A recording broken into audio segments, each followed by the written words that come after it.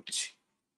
আচ্ছা। এবার তুই যা আর বল। যখন আর একটা পিডিএফ শেয়ার করো, মানে আমি যেটা করেছি হাতে লিখেছি সেটা তাহলে তখন করার জন্য এটাকে মিনিমাইজ করে আবার তুই ওটা এটা করতে পারিস, ওই এখনই হুম, ওই পিডিএফটাতে গিয়ে রাইট ক্লিক করে তুই কি দিয়ে করেছিস? ক্রোম দিয়ে না এজ দিয়ে? সরি, তুই এজ দিয়ে ওখানে রাইট ক্লিক করবি, ওপেন উইথ এজ করবি, এই এজের সাইডে এটা খুলে যাবে, বুঝতে পেরেছিস?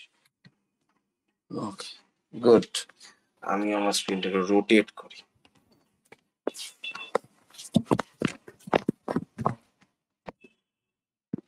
বল কি বক্তব্য এটা? বলছি।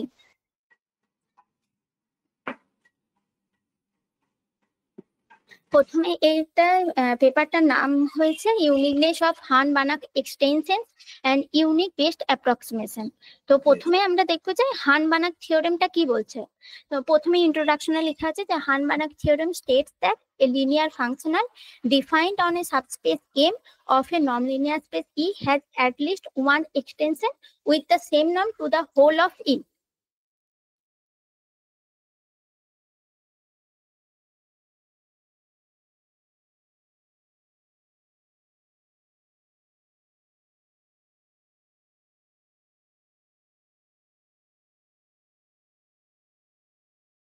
টেন করে ওটা পুরো হোল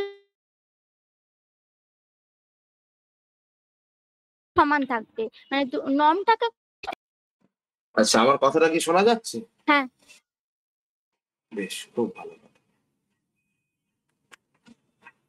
বল। হারমানাক থিওরেম এটাই বলছে যে আমরা যদি একটা নন লিনিয়ার স্পেস নিই ই এবং তার যদি একটা সাবস্পেস এম নিই এবং সাবস্পেসে যদি আমরা একটা লিনিয়ার ফাংশনাল ডিফাইন করি, তাহলে সেই ফাংশনটাকে আমরা এক্সটেন্ড করে যে হোল স্পেস ইটা আছে সেটাকে আমরা এক্সটেন্ড করতে পারবো হোল স্পেস ইতে ফাংশনটাকে, এবং তাতে করে তার উইদাউট ইনক্রিজিং ইটস নর্মটার কোনো ইনক্রিজিং করতে হচ্ছে না, কিন্তু নর্মটাকে ইনক্রিজ করতে হচ্ছে না মানে লেন্থটা বাড়ছে। হ্যাঁ, লেন্থটা বাড়াতে হচ্ছে না, ঠিক। এবার লিনিয়ার ফাংশনাল মানে কি? মানে যদি f of x comma y x plus y equal to F of x plus f of y, এটাই তো লিনিয়ার ফাংশনাল একটা ম্যাপিং যেটা লিনিয়ার স্পেস থেকে তার ফিল্ডে যায়, লিনিয়ার ম্যাপিং। হ্যাঁ, ফাংশনাল মানে যেটা একটা স্পেস থেকে তার ফিল্ডে যায় সেটাকে ফাংশনাল বলে। এবার লিনিয়ার ফাংশনাল মানে ওই কন্ডিশন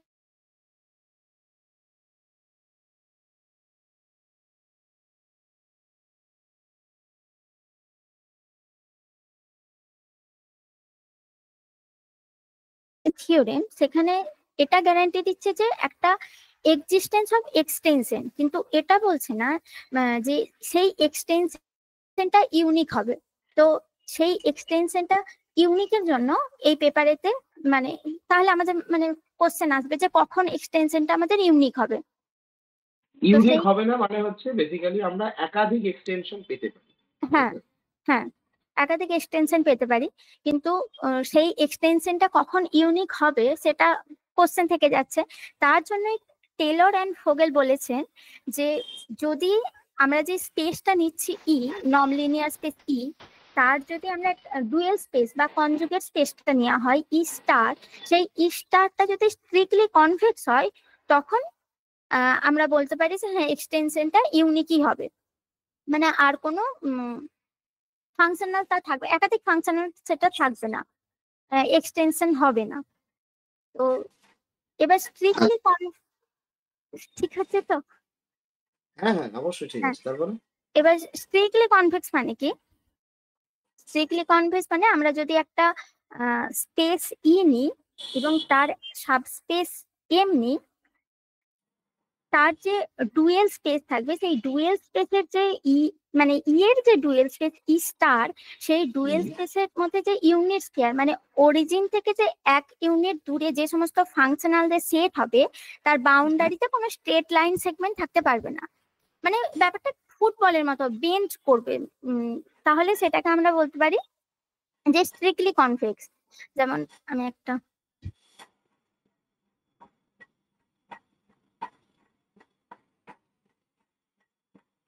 এই যে উপরে যে আমি ইউনিট বল 3টে ইউনিট বল করেছি, সেই ইউনিট বলে প্রথম যেটা সেটার কিন্তু বাউন্ডারিতে একটা লাইন সেগমেন্ট আছে, সে কারণে এটা নট স্ট্রিক্টলি কনভেক্স। এবং যে তৃতীয় নাম্বার আছে সেটাও বাউন্ডারিতে স্ট্রেট লাইন আছে, তাহলে এটাও স্ট্রিক্টলি কনভেক্স হচ্ছে না। কিন্তু যেটা সার্কেল আছে এটা স্ট্রিক্টলি কনভেক্স হবে। ওকে। এক্ষেত্রে বলা হচ্ছে যদি এই স্ট্রিক্টলি কনভেক্স হয় ডুয়েল স্পেসটা, তখন আমরা বলবো যে এক্সটেনশনটা ইউনিক হবে।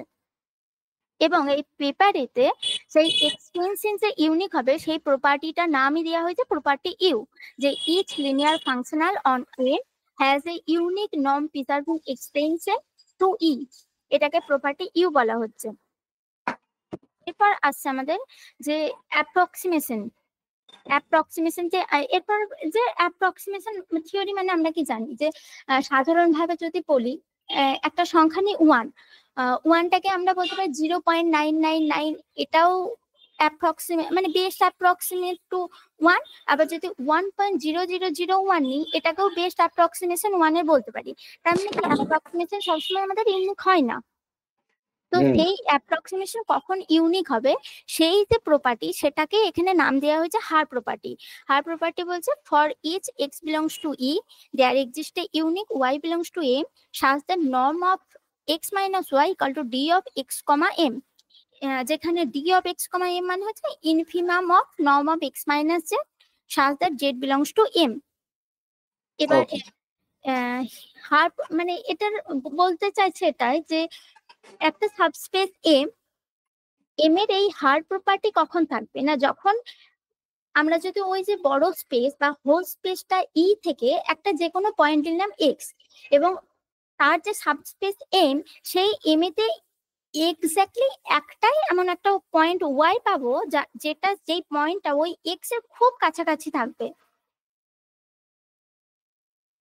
এটাই তো। হ্যালো, আরেকবার বল। হ্যাঁ বলছি যে হার প্রপার্টি এটাই বলছে, মানে একটা সাবস্পেস এম তার কখন হার প্রপার্টি থাকবে, যে আমরা যে বড় স্পেস ইটা নিচ্ছি সেই ই থেকে যদি আমরা যে কোনো একটা পয়েন্ট নিলাম এক্স, এবার তার ভিতরে আমাদের এমটা আছে ই এর ভিতরে, এবার এম থেকে আমরা একটা অন্য একটা এক্স্যাক্টলি একটা পয়েন্টই পাবো ওয়াই, যেই ওয়াই থেকে মানে এক্স থেকে ওয়াই বা ওয়াই থেকে এক্স এর যে ডিস্টেন্সটা সেটা খুব কাছে মানে কম হবে, মানে এক্স আর ওয়াই খুব ক্লোজ হবে দুটো পয়েন্ট। আচ্ছা, যদি দুটো পয়েন্ট মানে যদি আমি বলি এখানে ইউনিক যে ব্যাপারটা আছে, ঠিক আছে, এই যে ইউনিক আমরা একটা এলিমেন্ট পাচ্ছি যদি ইউনিক না পাওয়া যায় তাহলে অ্যাপ্রক্সিমেশনের ব্যাপারে আমরা কি কিছু বলতে পারি? আমার প্রশ্নটা কি ক্লিয়ার হয়েছে? মানে আমি বলতে চাইছি যে আমাদের কাছে এখানে এই যে হার প্রপার্টি বলা হচ্ছে, এই হার প্রপার্টিতে বলা হচ্ছে প্রত্যেকটা এক্স এর জন্য আমি একটা ইউনিক একটা ওয়াই পাবো এম থেকে, তাহলে অ্যাপ্রক্সিমেশনটা ইউনিক বেস্ট অ্যাপ্রক্সিমেশন। কিন্তু যদি আমরা না পাই, একাধিক পাই, তাহলেও কি আমরা ইউনিক অ্যাপ্রক্সিমেশন পেতে পারি? মানে এরকম কি সম্ভব? ইউনিক অ্যাপ্রক্সিমেশনের জন্য আমাদের এখানে একটা ইউনিক এম পেতে হবে, ইউনিক ওয়াই পেতে হবে এম থেকে, যার জন্য ডিস্টেন্স এটা প্রিজার্ভ হচ্ছে। আমার প্রশ্নটা হচ্ছে কি যে যদি এইটা ইউনিক না হয়, ওয়াইটা যদি ইউনিক না হয়, তাহলেও কি অ্যাপ্রক্সিমেশন বেস্ট হতে পারে কখনো? যদি আমার যেটা মনে হচ্ছে যে আমরা যে ইউনিক পয়েন্ট গুলো পাবো, মানে ইউনিক না, আমরা যে অ্যাপ্রক্সিমেট পয়েন্ট গুলো পাবো সেগুলো যদি নিজেদের মধ্যে খুব কাছাকাছি হয়, মানে তাদের মধ্যে যদি ডিস্টেন্সটা কম হয়, তাহলে কি বেস্ট অ্যাপ্রক্সিমেশন বলা যাবে? কিন্তু প্রশ্নটা তো কি বুঝেছিস আমি কি বলতে চাই? তুমি বলছো যে এখানে তো বলা হচ্ছে যে একটা ইউনিক ওয়াই পাওয়া যাবে এম থেকে, কিন্তু সেটা যদি ইউনিক না হয়, আমরা যদি অনেকগুলো ওয়াই পেয়ে যাই এম থেকে, তখন কি আমরা সেটাকে বেস্ট অ্যাপ্রক্সিমেশন বলতে পারবো কিনা? হুম, এটাই হচ্ছে আমার প্রশ্ন এক্স্যাক্ট। তারপরেও কি ইউনিক বেস্ট অ্যাপ্রক্সিমেশন হবে না? মানে এইটা হলে অবশ্যই হবে, কিন্তু তার মানে যে সবসময় এটা কি হতে হবে? এটা আমার প্রশ্ন। এটা ঠিক হলে আছে, তো একদম ভালো হবে। এটা নিয়ে ভাববি। ওকে, হ্যাঁ হ্যাঁ ঠিক আছে।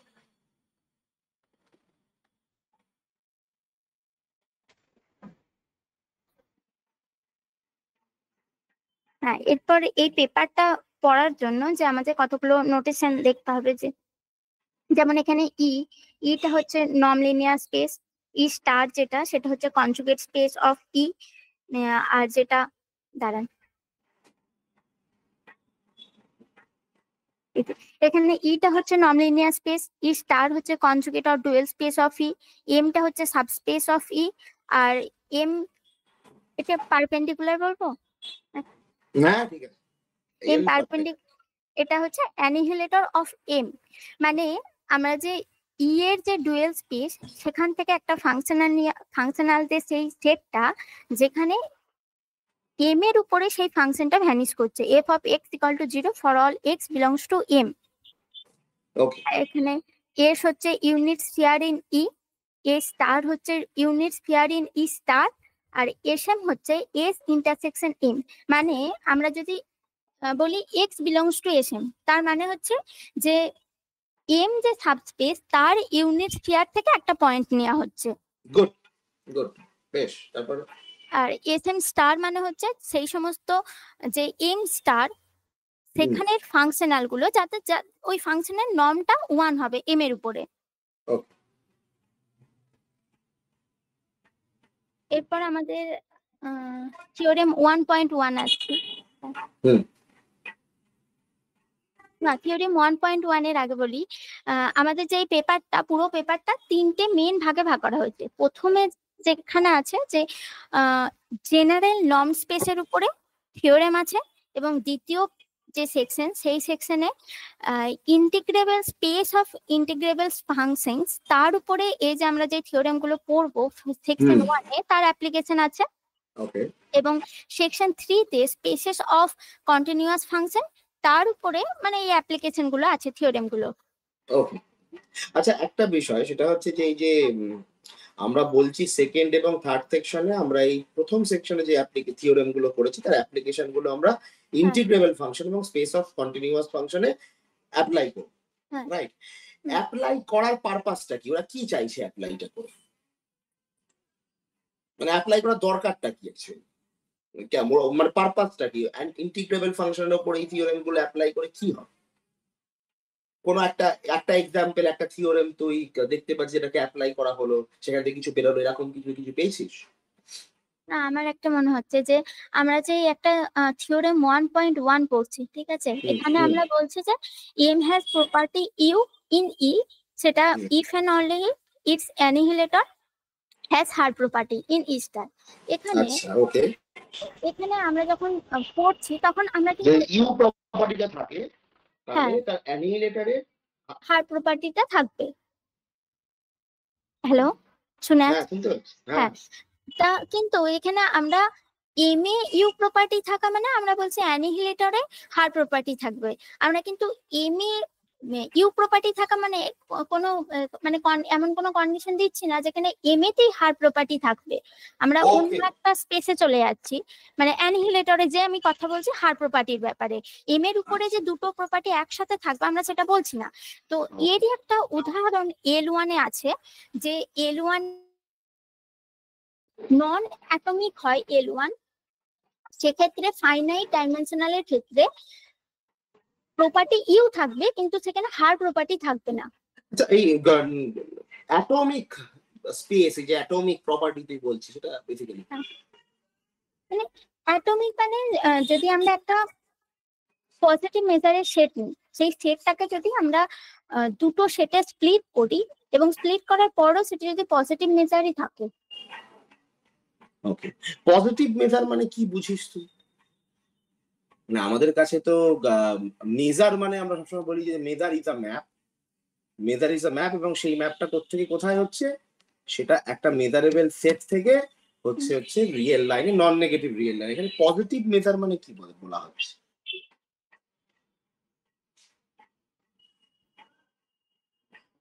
দেখবো করে ভুলে গেছি, পজিটিভ মেজারটা ভাবলাম ওটা ঠিক ক্লিয়ার নাই, দেখবো কিন্তু দেখতে ভুলে গেছি। ওকে ঠিক আছে ঠিক আছে, এগুলো সব নোট করে রাখ, এগুলো খুঁজবি, ঠিক আছে? তারপরে যখন বুঝতে পারবি না আমাকে জিজ্ঞেস করবি। হ্যাঁ, এবার তাহলে বুঝতে পারছিস তো যে কোথায় কোথায় তোকে প্রশ্নটা করতে পারে।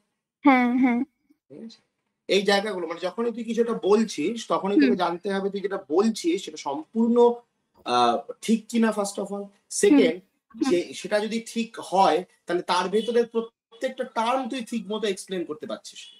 ঠিক আছে, বেশ। তারপর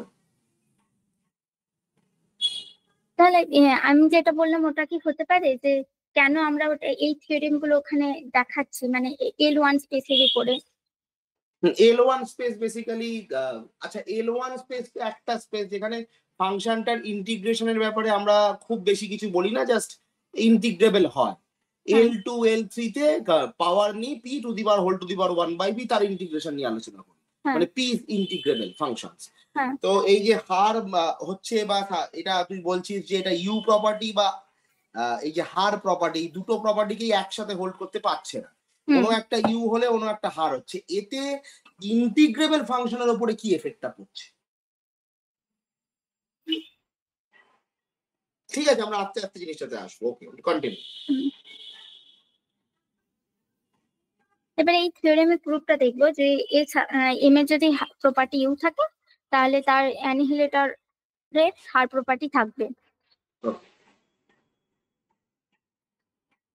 এই প্রুফটা প্রমাণ করার জন্য প্রথমে আমরা এটা দেখাবো যে যদি এফ ই স্টারে থাকে তাহলে D of F comma M পারপেন্ডিকুলারটা নম এফ এর সমান হবে।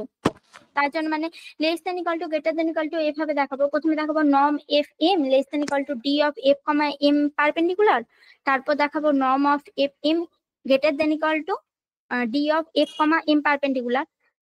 এবার লেস দেন ইকুয়াল টু দেখানোর জন্য আমরা যদি জি একটা এম পারপেন্ডিকুলার থেকে একটা ফাংশন নিই তাহলে তার for x belong for all x belongs to M বল বল বল f minus G of x equal to F x হবে, কারণ জি যেহেতু এম পারপেন্ডিকুলার থেকে এসছে তার মানে এম পারপেন্ডিকুলার সংজ্ঞায় পড়ছিলাম যে G of x equal to 0 হবে for all x belongs to M, সেক্ষেত্রে F minus G of x equal to F x হবে।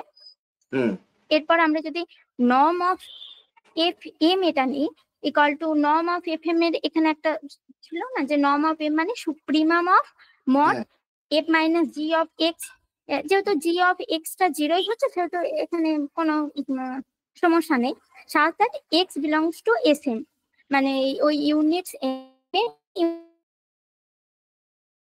ইউনিট স্ফিয়ার থেকে সমস্ত এক্স গুলো তার কথা বলা হচ্ছে। তাহলে এটা less than equal to norm of F minus G হবে।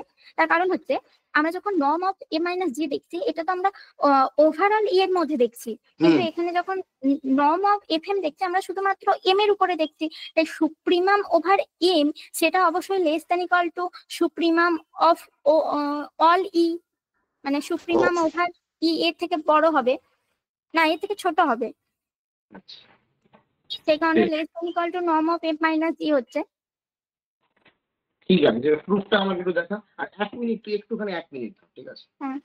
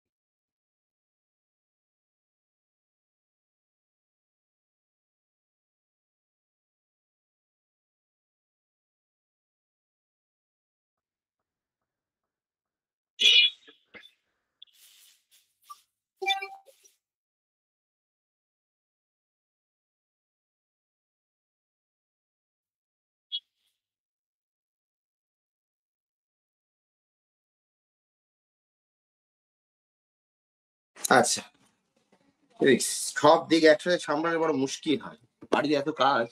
বল তুই। এবার আসছি আমরা প্রুফটাতে। প্রুফে হ্যাঁ কি বলতে চেয়েছি? প্রুফে আমি norm fm less than equal to d of f comma m perpendicular। হুম। এবারে আমরা প্রমাণ করব যে norm fm ওটা greater than equal to d of f comma m perpendicular। ওকে। তার জন্য আমাদের norm of f না, তারপরে এখানে কি আছে, হ্যাঁ, on the other hand by the Hahn-Banach theorem we can choose এই স্টার থেকে একটা ফাংশনাল নিলাম such that h equal to f on m, এবং তার নর্ম হার্মানাক থিওরেমের জন্য নর্ম দুটো সেমই থাকবে। তো এখানে যেহেতু on M a h equal to f, তার মানে এটা আমরা বলতে পারি f মাইনাস h সেটা m পারপেন্ডিকুলারে থাকবে। ওকে। আচ্ছা, এখানে হান-বানাক থিওরেমটাকে ইউজ করেছে অ্যাজ এ টুল, কিন্তু এক্সটেনশনে মানে হান-বানাকের যেটা ইউনিকনেস প্রমাণ করতে চলেছে সেই প্রমাণটা এখনো নিয়ে আসেনি, তাই তো?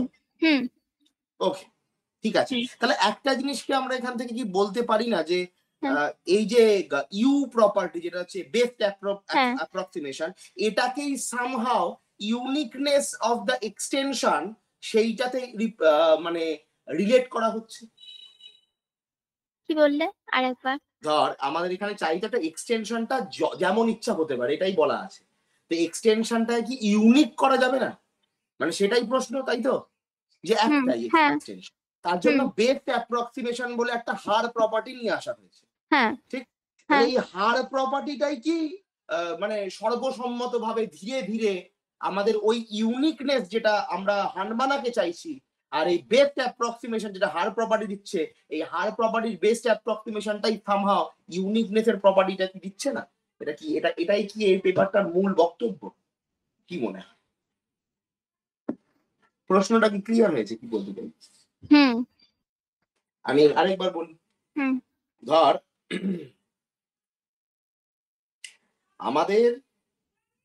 আমাদের এখানে কি বলেছে? আমাদের এখানে বলেছে আমাদের কাছে একটা প্রপার্টি আছে যেটাকে আমরা বলছি হার প্রপার্টি, এবং এই হার প্রপার্টি থাকার দরুন আমার কাছে একটা ইউনিক বেস্ট অ্যাপ্রক্সিমেশন আসছে। এখন আমরা চাইছি যে হানবানাক এক্সটেনশনের জিনিসটাকে ইউনিক দেখানোর জন্য আমাকে কিছু একটা মেটেরিয়াল আমাকে জোগাড় করতে হবে। তাহলে এই যে ইউনিক বেস্ট অ্যাপ্রক্সিমেশনটা হার প্রপার্টি দিয়ে আসছে, এই হার প্রপার্টিটাই কি আলটিমেটলি ইউনিক যে হানবানাকের এক্সটেনশন আছে ইউনিক সেই আইডিয়াটা কি দেবে? কি মনে?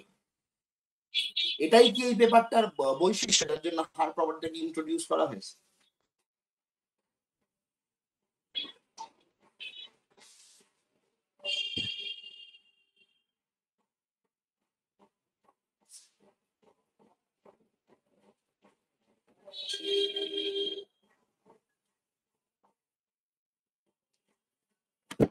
কি বললাম বোঝা গেছে?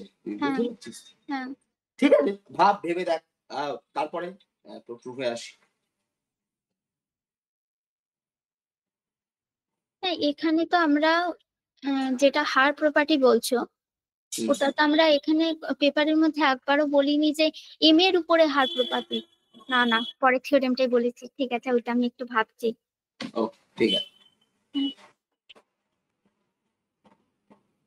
তো এবার যে নর্ম এফএম সেটা নর্ম অফ এফএম ইকুয়াল কোথায় বলছিলাম, হ্যাঁ, এফ মাইনাস জি এফ মাইনাস এইচ, এটা তাহলে এম পারপেন্ডিকুলারে থাকছে যেহেতু h equal to f on M. এরপর যদি আমরা norm of FM equal to norm of h, তার মানে নর্ম অফ এইচটাকে আমরা এফ মাইনাস এইচ হিসেবে লিখতে পারি, সেটা গ্রেটার দেন ইকুয়াল টু হবে D of F comma M perpendicular. কারণ D of F comma M perpendicular মানে আমরা কি জানি, infimum of norm of F minus G, যেখানে G belongs to M perpendicular. তাহলে তার ইনফিমাম থেকে তো এই যে এই দিকের নর্মটা সেটা তো বড় হবে। ঠিক আছে, তাহলে এই দুটো থেকে প্রমাণ হয়ে গেল যে norm of F M equal to D of F comma M হ্যাঁ ওই অ্যানিহিলেটর অফ এম যেটা। ঠিক আছে। এরপরে আমরা প্রমাণ করব যে মানে property M has property U implies করছে,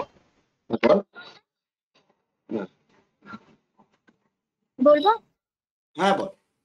এই যে এম পারপেন্ডিকুলার, এটার হার প্রপার্টি ইমপ্লাইজ করছে যে এম হ্যাজ প্রপার্টি ইউ, আবার এম এর প্রপার্টি ইউ থাকা মানে ইমপ্লাইজ করছে যে এম পারপেন্ডিকুলারের হার প্রপার্টি আছে। কিন্তু এটাকে আমরা মানে নন উল্টো দিক থেকে প্রমাণ করব। যেমন যদি আমরা প্রমাণ করতে চাই যে M perpendicular has her property implies M has property U, তাহলে আমরা প্রমাণ করবো M is non U implies M perpendicular is not Haar subspace. Contrapositivity. হ্যাঁ, কন্ট্রাপজিটিভ ভাবে প্রমাণ করব দুটো ক্ষেত্রেই। ঠিক আছে, বেশ। নেক্সট থিওরেম, তুই কি থিওরেমটা প্রুফটা এক্সপ্লেন করবি নাকি নেক্সট থিওরেম? হ্যাঁ, কারণ এখানে একটা জিনিস আমি বুঝতে পারিনি। আচ্ছা বেশ, বলো।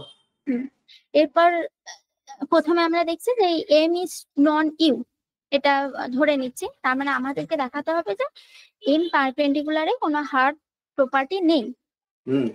তার জন্য এক সেকেন্ড আরো বলছি। হার প্রপার্টি নেই মানে কি? কারণ ইউনিক এলিমেন্ট পাওয়া যাচ্ছে। হ্যাঁ, মানে হার প্রপার্টি, হ্যাঁ ঠিক, হার প্রপার্টি নেই মানে ইউনিক অ্যাপ্রক্সিমেশন আছে, কিন্তু সেই অ্যাপ্রক্সিমেশনটা ইউনিক নয়। ঠিক। এবার মানে যেটা ইউনিক ওয়াই পাচ্ছিস না বিলংস টু দ্য স্পেস, জিনিসটা একাধিক পাওয়া যাচ্ছে, এরকমই কি প্রুফ করতে হবে? কি প্রমাণ করতে চাইছিস তুই? হ্যাঁ, ওটাই প্রমাণ হবে। মানে ওইখানটায় আমি বুঝতে পারিনি যে এই লাইনটা ওরা কি বুঝাতে চেয়েছে, ওটাই বলছি এই যে এরপর যখন প্রথমে আমরা ধরে নিয়েছি যে এম ইজ নন ইউ, মানে হচ্ছে কি ওর যে ফাংশনাল যে এক্সটেনশন সেটা ইউনিক না। তার মানে আমরা যে কোনো দুটো পাবো ধরে নিচ্ছি যে f and G in A star which extend f, যেটা এফ কে এক্সটেন্ড করবে। এবার তারপরের লাইনটা আমি বুঝতে পারছি না যে এই যে এফ মাইনাস জি, এটা না হয় বুঝলাম যে যেহেতু দুটো আলাদা ফাংশন নিচে ডিস্টিংক্ট ফাংশন নিচে, সেই কারণে নট ইকুয়াল টু ফাই হচ্ছে, এবং সেটা কিভাবে এম পারপেন্ডিকুলারে থাকছে, মানে এম এর উপর কি ওরা দুজনে কোইনসাইড করে যাচ্ছে এফ আর জি। সবার আগে প্রশ্ন হচ্ছে যে আমাদের প্রথম বক্তব্য হচ্ছে যে আমরা এখন ইউ প্রপার্টিটাকে আমরা বলছি নন ইউ প্রপার্টি। তাহলে প্রথম বক্তব্য হচ্ছে ইউ প্রপার্টিটা কি? ইউ প্রপার্টি আমরা প্রুফ কি করব?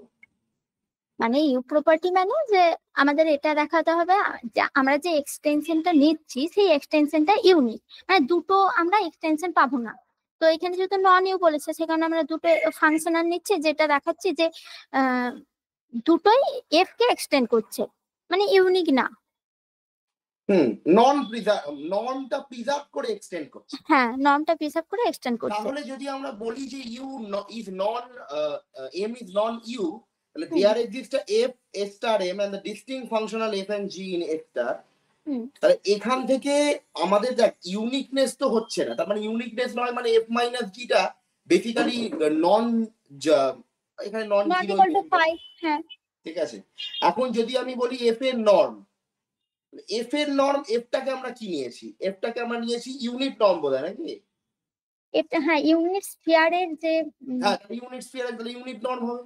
হ্যাঁ এখন ইউনিট নর্ম, এবার তুই এখান থেকে এফ মাইনাস জি এফ মাইনাস জি করছিস, সেটাও কি আলটিমেটলি জিটাও বেসিক্যালি ইউনিট স্ফিয়ার থেকেই বোধহয় আসছে। এটা হ্যাঁ ওই কারণ নিয়েছি F comma G belongs to F টা নিয়েছি।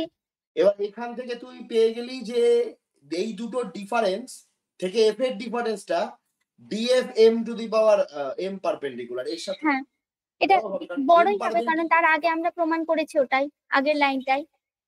ঠিক, ওটা বড় হয়। হ্যাঁ বড় হয়। এবার তাহলে এইখানে পরের লাইনে আমরা কি পাবো? যদি এটা বড় হয় তাহলে একটা জিনিস স্পষ্ট যে এটা এফ আলটিমেটলি এফ এম এবং এফ এম ক্যাপিটাল এফ এবং ক্যাপিটাল এফ এর ভ্যালু তো ইউনিট স্ফিয়ারের উপরেই আছে।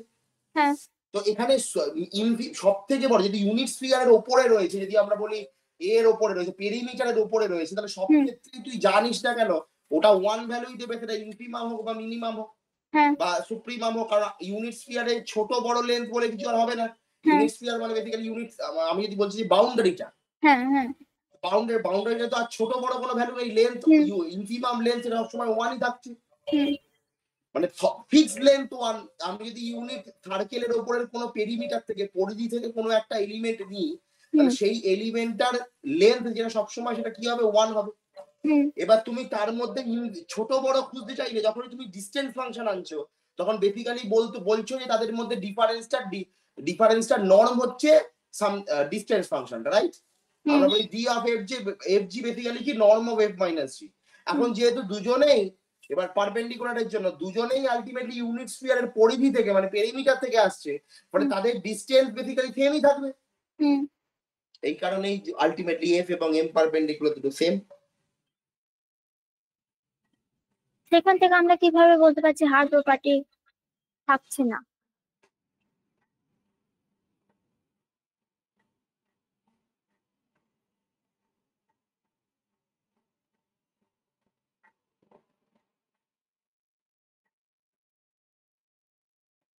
ওকে, আচ্ছা তুই কি বলছিলি এবার, আরেকটা কি কথা বললি তুই বল। হ্যাঁ তাহলে আমরা সেখান থেকে কিভাবে বলতে পারছি যে এম পারপেন্ডিকুলারে হার প্রপার্টি থাকছে না? আচ্ছা আচ্ছা, এখন হার প্রপার্টির জন্য কি চাই, ইউনিক চাই। তুই তো লক্ষ্য হ্যাঁ কর এখানে এফ এফ এম এর রেসপেক্টে এবং ক্যাপিটাল এফ এম এর দুই ক্ষেত্রেই ওয়ান আসছে। হ্যাঁ এখন আসা উচিত কি এক ক্ষেত্রে ওয়ান। হ্যাঁ ইউনিক মানে কি, তোকে পেতে হবে একখানা এলিমেন্ট, কিন্তু হুম তুই উভয় ক্ষেত্রেই তুই যা দেখছিস, উভয় ক্ষেত্রে তুই আলাদা আলাদা এলিমেন্ট পান। এখানে কি বলেছে, there exist M, hmm there exist f belongs to A star M, hmm distinct functional f and g in a star which extend f। হুম তাহলে দেন আমাদের কাছে কি মাল আছে, আমরা বলছি যে দুটো আলাদা আলাদা স্টার এলিমেন্ট নিলাম, দুটোই এক্সটেন্ড করছে এফ কে, কিন্তু আমরা দেখতে, এবং দুই ক্ষেত্রে নর্মই সেম আছে, কিন্তু লক্ষ্য কর এফ এর যে নর্ম ওয়ান আর বাকিদের নর্ম যেটা সেটাও ওয়ান। তার মানেটা বেসিক্যালি কি, তার মানেটা হচ্ছে যে উভয় ক্ষেত্রেই আমি আলাদা আলাদা ভ্যালু পাচ্ছি আর নর্ম ওয়ান, হ্যাঁ আলাদা আলাদা ফাংশন পাচ্ছি আর নর্ম ওয়ান।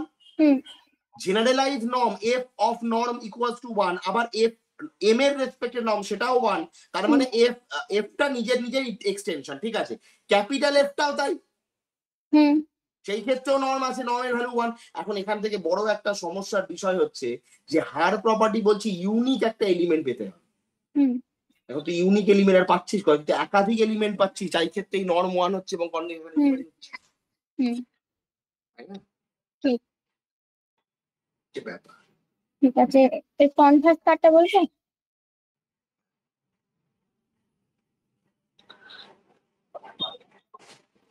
এই যে কনভার্স পার্টটা সেটা বলবো?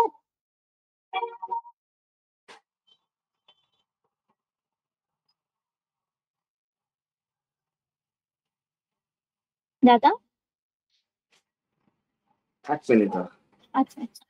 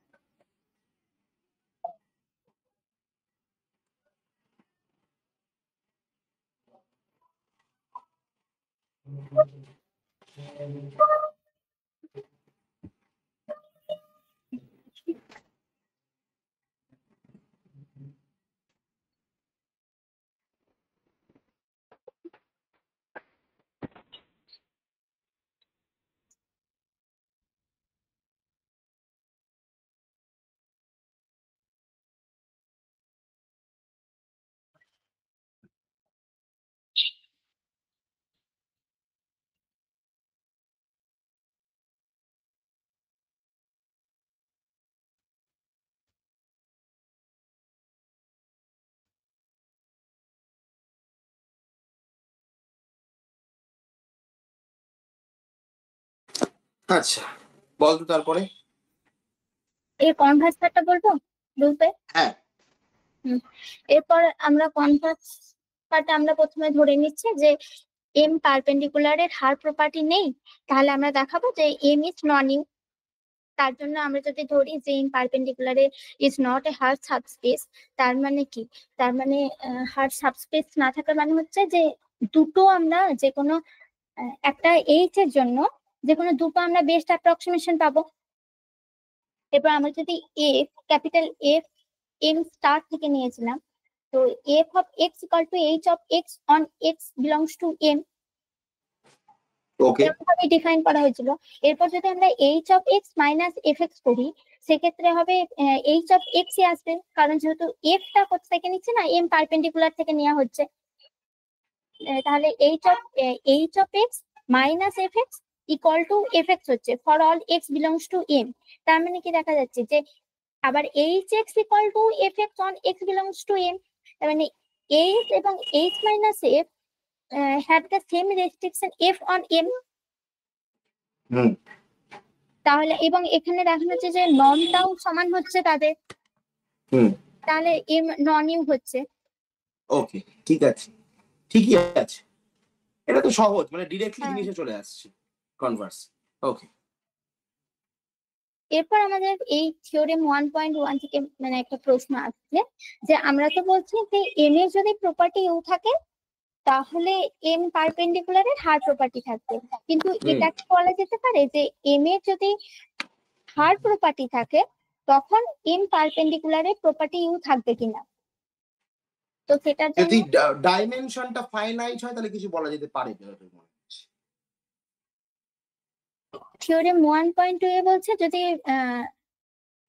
রিফ্লেক্সিভ ব্যানাক স্পেস হয়, এক্স্যাক্টলি, রিফ্লেক্সিভ মানে হচ্ছে বেসিক্যালি ডাইমেনশন ফাইনাইট হওয়াটা খুব জরুরি, মানে এম ই এবং ই যে স্টার ডুয়াল স্পেসের ডাইমেনশন সেম, রিফ্লেক্সিভ মানে তাই তাই না? হ্যাঁ তো এক্স্যাক্টলি ডিরেক্টলি এটা ডিরেক্ট কনক্লুশন, তাই না? বেশ, সেটাই বলছে যে if E is a reflexive Banach space, then a subspace M of E has the Hart property if and only if M perpendicular has property U. ওকে এবার আরেকটা জিনিস সেটা হচ্ছে প্রক্সিমিলাল। প্রক্সিমিলাল মানে হচ্ছে যদি ফর মানে ই থেকে আমরা যে কোনো একটা পয়েন্ট এক্স নিই, তাহলে এম তে অ্যাটলিস্ট একটা আমরা ওয়াই পাবো যেটা ওই এক্স এর খুব কাছাকাছি, মানে আমরা হার্ড সাবস্পেসে যেটা কোথাও লিখেছি পাবো। প্রক্সিমিলার ব্যাপারটা কোথাও লিখেছি, লিখেছি কিন্তু রাফ পেজে ওটা ছবি তোলা হয়নি। ও আচ্ছা ঠিক আছে ঠিক আছে, তাহলে প্রক্সিমিলার মানেটা কি, আলটিমেটলি কি বলা হচ্ছে? হ্যাঁ, মানে হচ্ছে যে আমরা যেমন হার প্রপার্টির ক্ষেত্রে কি বলছি যে ওয়াই এর মধ্যে আমরা একটা এক্স্যাক্টলি একটাই এলিমেন্ট পাবো, ইউনিক পাবো, তার মানে যেটা হচ্ছে এক্স এর খুব কাছাকাছি হবে, কিন্তু এখানে বলা হচ্ছে at least one y belongs to M পাওয়া যাবে যেটা এক্স এর কাছে খুব ক্লোজ পয়েন্ট হবে। তার মানে হার্ড সাবস্পেস ইমপ্লাইজ করছে প্রক্সিমিলার, কিন্তু প্রক্সিমিলার মানে হার্ড সাবস্পেস নাও হতে পারে। কোনো কাউন্টার এক্সাম্পল কিছু পাওয়া গেছে? না। আচ্ছা ঠিক আছে, যেটা ভেবে দেখা যেতে পারে। ওকে তো এটাই বলছে যে আমরা কি দেখলাম যে প্রক্সিমিলার মানে হার্ড সাবস্পেস, একটা কন্ডিশন অ্যাড করি যেটা হচ্ছে যদি ওর অ্যানিহিলেটর এম এর যদি প্রপার্টি ইউ থাকে তখন আমরা বলতে পারবো যে এম এর হার্ড সাবস্পেস হবে, M is a hard subspace. Okay তো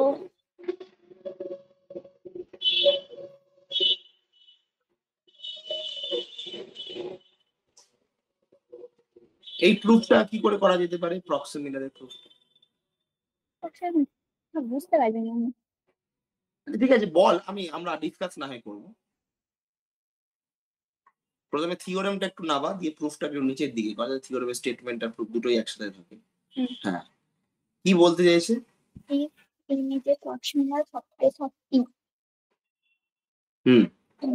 অ্যানিহিলেটর হ্যাভ দ্য প্রপার্টি ইউ, মানে এখানে দেখ একটা গুরুত্বপূর্ণ জিনিস হয়, সেটা হচ্ছে এর অ্যানিহিলেটরটা হচ্ছে মানে এই যে পারপেন্ডিকুলার এম পারপেন্ডিকুলার সেইটার ভেতরে কিন্তু ইউ প্রপার্টিটা আছে, তাহলে এম এর ভেতরে হার প্রপার্টি থাকবে। এখন তার মানে যেটাকে কাউন্টার এক্সাম্পল বানাতে হবে, সবার আগে তোকে এই অ্যানিহিলেটরের মধ্যে এম প্রপার্টিটাকে বন্ধ করতে হবে। হ্যাঁ, আর একটা কথা এখানে, তার মানে আমাদের যে প্রথম লাইনে যেটা দিয়ে আছে M is a proximal subspace of E, এটা মানে খুব ইম্পর্টেন্ট তাহলে একটা তথ্য, এটাকে কোনোভাবে রিমুভ করা যাবে না, তাই তো? যদি প্রক্সিমাল সাবস্পেস অফ ই হয় তখন তারপরেই আমরা বলতে পারবো যে হার সাবস্পেস হবে সেটা। এক্স্যাক্টলি। হুম। যে ইফ এম টেক্সট এখানে কন্ট্রাডিকশনে প্রমাণ করতে দিয়েছে, বলে দিচ্ছি এর হার প্রপার্টি নেই, তাহলে ইউনিকনেস থাকবে না, এরকম কিছুটা পাবো যার জন্য এই জিনিসটা হবে। দিয়ে এর এক্সটেনশন লাগিয়ে দিয়েছে হানবানাক থিওরেম, একটা এফ এফ পাবো এই ইন্টারসেকশন থেকে, পারপেন্ডিকুলার থেকে, যার এই ইউনিট প্রপার্টিটা থাকবে এইভাবে ঠিক বুঝতে পারছিলাম না, ওই লাস্টের দুটো line, does the restriction qx and qx minus y to m perpendicular has norm 1. qx এর যেটা ব্যাপার সেটা ঠিক আছে, থিওরেম 1.3 এর উপরেই লেখা আছে। হ্যাঁ, perpendicular of the perpendicular is nothing but the qm, মানে ওটা পারপেন্ডিকুলার আর পারপেন্ডিকুলারটা তাহলে কি এম এর যে ডুয়েল, ডবল ডুয়েল তার সাথে সমান হবে? অনেকটা তাই।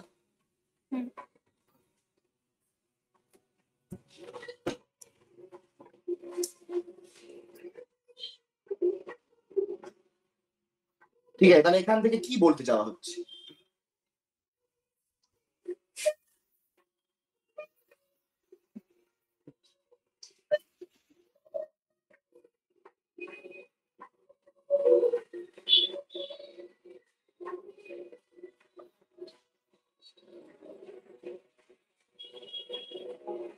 তারপরে বল। হ্যাঁ হ্যাঁ অবশ্যই, তোর কথা একটু কেটে যাচ্ছে, বল। আচ্ছা বলছি গো, তার মানে এই যে আমরা উপরে থিওরেমটা দেখলাম, ই যদি রিফ্লেক্সিভ ব্যানাক স্পেস না হয় তাহলে কিন্তু সেক্ষেত্রে দুদিকটাই সমান আমরা বলতে পারছি না। রিফ্লেক্সিভ ব্যানাক স্পেসের ক্ষেত্রে আমরা বলতে পারছি ঠিক আছে, তারপরে এরপর আমরা হ্যাঁ, এরপর আমরা এমন মানে কিছু শর্ত খুঁজবো যেখানে হার প্রপার্টি মানে হচ্ছে বেস অ্যাপ্রক্সিমেশন থাকবে না, বা কখন আমরা দেখবো প্রপার্টি ইউ থাকছে না। তার জন্য আমরা যদি দেখি প্রথম থিওরেমটা বলছে, মানে 1.4 যে থিওরেমটা সেটা বলছে M is a subspace of finite deficiency N.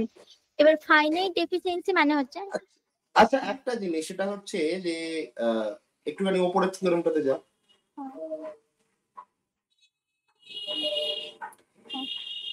এখানে আরেকটু ওপরে কর। এই যে পুরো জিনিসটা তুই এখানে দেখতে পাচ্ছিস, এই এই যে স্টপ শেয়ারিং এর পাশে হাইটটাকে তুই হাইট করে দে, ক্লিক করা চলে যাবে। হ্যাঁ, এখানে এই যে কিউ এম বেসিক্যালি তোকে দিচ্ছেটা কি, এটা খুব গুরুত্বপূর্ণ। What is Q M? মানে আমরা ডবল পারপেন্ডিকুলার নিচ্ছি, ঠিক আছে, এটাকে এখান আমরা কি পাচ্ছি? What is Q? Q is for what? M এর কিউ মানে কি? ডবল ডুয়াল হলে এম স্টার স্টার হবে, কিন্তু এম এর উপরে কিউ অ্যাপ্লাই করার অর্থ নেই।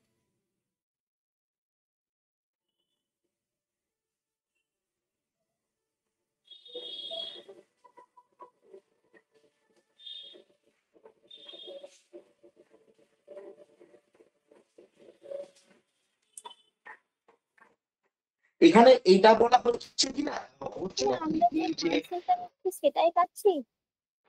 হ্যাঁ আমি বলছি শোন, আমি বলছি কি, যখন আমি পারপেন্ডিকুলার থেকে পারপেন্ডিকুলার অ্যাপ্লাই করছিস আবার, তখন কিন্তু এরকম কিছু পাচ্ছিস না যেটা তোকে বেসিক্যালি একটা সেম রিপ্রেজেন্টেশন কিন্তু ডুয়াল স্পেসেও ঠিক এই রিপ্রেজেন্টেশনটাই পাওয়া যায়। মানে এম পারপেন্ডিকুলারের উপর পারপেন্ডিকুলার অ্যাপ্লাই করলে যেটা এক্স পেয়ে যাও, সেটা আবার যে ডবল ডুয়াল যেটা আছে বাই ডুয়াল, সেই বাই ডুয়ালেও কি সেই দেখতে এলিমেন্ট কি পাওয়া সম্ভব নয়? তাহলে কি আমরা এখান থেকে কিউ কে বলতে পারি না কিউ একটা basically canonical representation of M?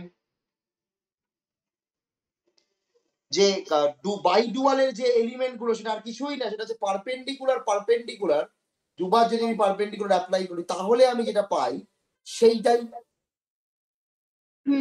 বলা যাবে না। ঠিক আছে? কিউ বেসিক্যালি কি ক্যানোনিক্যাল রিপ্রেজেন্টেশন, ঠিক আছে? ক্যানোনিক্যাল রিপ্রেজেন্টেশন যেটা কি করছে, যে একটা এলিমেন্ট নিচ্ছে ধর কিউ এক্স থেকে, সরি কিউ এক্স বলছি এক্স থেকে, এবং সেখানে তোকে দিচ্ছে হচ্ছে একটা element x double star by dual, ঠিক আছে? কিউ একটা ম্যাপ যদি আমরা ডিফাইন করি এভাবে, সেটা এক্স থেকে একটা এলিমেন্ট নিচ্ছে এবং সেটা যাচ্ছে আলটিমেটলি এক্স ডবল স্টার মানে বাই ডুয়াল। যদি আমি বলি যে এক্স থেকে একটা এলিমেন্ট দেখতে কেমন হবে, এক্স বা এখানে এম যাই বলিস না কেন, এবার এক্স থেকে এক্স এর ডবল স্টার আমরা এলিমেন্ট পাঠাই, তাহলে এলিমেন্ট গুলো দেখতে কেমন হবে? একটা সাপোজ কোন একটা বলতে পারিস যে এক্স, আমি একটা স্মল এক্স নিলাম ক্যাপিটাল এক্স থেকে, তাহলে কিউ এক্স যেটা তুই নিচ্ছিস সেটা বেসিক্যালি দিচ্ছে তোকে সাম এফ অফ এক্স, যেখানে এফ হচ্ছে ডুয়ালের একটা লিনিয়ার ফাংশন। যেহেতু যখন বলছি বাই ডুয়ালের এলিমেন্ট, তার মানে বেসিক্যালি কি বাই ডুয়ালের এলিমেন্ট মানে কি আলটিমেটলি একই সাথে সেটা একই সাথে ফাংশনাল। কোথায় লিনিয়ার ফাংশনাল? ডুয়াল থেকে তার ফিল্ড, মানে সেই ফিল্ডটা যদি ভেক্টর স্পেসের ফিল্ড যদি আর হয়, তাহলে ডুয়ালেরও ফিল্ড আর হবে।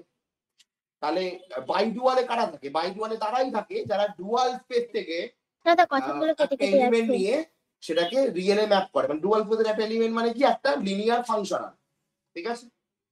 কিছুই শুনতে পেলাম না। আমি বলছি যে ধর তুই বলতে চাইছিস যে তোর কাছে QM, what is QM?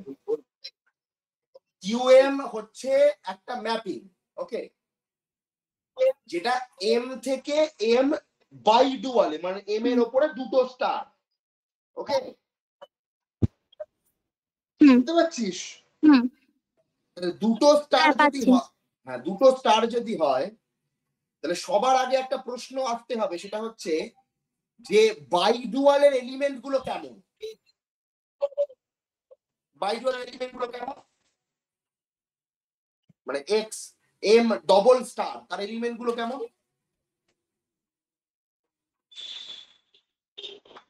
M double star element গুলো কেমন? তার এলিমেন্ট গুলো কি এক একটা ম্যাপিং নয়, যেটা এক্স স্টার থেকে রিয়েলে বা কমপ্লেক্সে বা যে ফিল্ড আছে সেখানে ম্যাপ করছে? ডুয়াল মানে কি? ডুয়াল মানে তো লিনিয়ার ফাংশনাল কালেকশন। কি রে, ডুয়াল মানেই তো লিনিয়ার ফাংশনাল কালেকশন। তাহলে বাই ডুয়াল মানে কি? বাই ডুয়াল মানে হচ্ছে লিনিয়ার ফাংশনালের কালেকশন, কিন্তু যেটা ডুয়াল থেকে ফিল্ডে। যদি আমরা ডুয়াল মানে হচ্ছে linear functional from vector space to field, dual space মানে, তাহলে বাই ডুয়াল মানে কি? Linear functional from dual space to field, dual space তো? হ্যাঁ। তাহলে এই যে ক্যানোনিক্যাল ম্যাপ যেটা তুই এখানে পাচ্ছিস, সেই ক্যানোনিক্যাল ম্যাপটা কি এরকম ম্যাপ নয় যে আমাদের কাছে এই যে যখন তুই একটা এলিমেন্ট নিলি এক্স থেকে, সেটাকে তোকে তার একটা রিপ্রেজেন্টেশন দিতে হবে এক্স ডবল স্টার, কেন? কারণ রিফ্লেক্সিভ প্রপার্টি মানে কি? রিফ্লেক্সিভ প্রপার্টি মানে হচ্ছে কি? রিফ্লেক্সিভ প্রপার্টি মানে যে বাই ডুয়াল এবং ডুয়াল দুটো বেসিক্যালি একই, তাই তো? তাহলে বাই ডুয়াল আর ডুয়াল বেসিক্যালি এক, মানে আমাদের কাছে একটা ভেক্টর স্পেসের এলিমেন্ট সে একই সাথে ভেক্টর আর একই সাথে হচ্ছে linear functional from dual space to field, এটাই তো বাই ডুয়াল। তাহলে এবার যদি আমি বলি রিফ্লেক্সিভ প্রপার্টি, তাহলে এখন এম পারপেন্ডিকুলারের পারপেন্ডিকুলার, যখন তুমি বলছো এম এর যে পারপেন্ডিকুলার আছে, অর্থাৎ যে সমস্ত এলিমেন্ট এম এর এলিমেন্টের সাথে পারপেন্ডিকুলার হয়, তার যখন তুমি আবার পারপেন্ডিকুলার করবে, তুমি তো আলটিমেটলি ফিরে এম এতেই আসবে, ঠিক? তাহলে বেসিক্যালি বাই রিফ্লেক্সিভ প্রপার্টি যদি দেওয়া আছে, তাহলে বাই ডুয়ালও তো তাই বলছে, যে বাই ডুয়াল মানেও বেসিক্যালি সেম ভেক্টর স্পেসটাই যেটা দিয়ে আমরা শুরু করেছিলাম, তাই না? তাহলে এখানে আমরা এই যে রিফ্লেক্টিভ স্পেসের জন্য এই M double perpendicular equals to Q M কি লিখতে পারি না? কিউ মানে কি? What is Q? Q is the canonical representation of M, মানে এম এর যে এলিমেন্ট গুলো একই সাথে ভেক্টর এবং একই সাথে লিনিয়ার ফাংশনাল, সেটাকেই রিপ্রেজেন্ট করে কিউ বা ক্যানোনিক্যাল রিপ্রেজেন্টেশন বা ক্যানোনিক্যাল এমবেডিং, এই ম্যাপিংটা, ওকে? হ্যাঁ দেখ কতটা ধরতে পারে। এবার তুই থিওরেমটাকে উপরে তোল,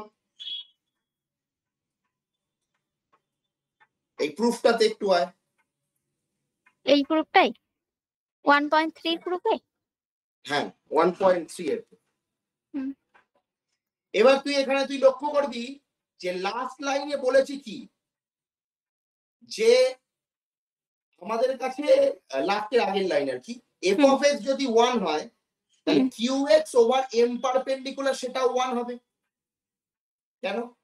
কিউ এক্স বেসিক্যালি কি, কিউ এম হচ্ছে ডবল ডুয়াল, তাহলে কিউ এক্স বেসিক্যালি হচ্ছে কোনো একটা এফ আমি যদি নিই, মানে কিউ এফ, কারণ আমি আমাকে তার মানে ওটা তো এফই হবে। ওটা এফ এক্স হবে।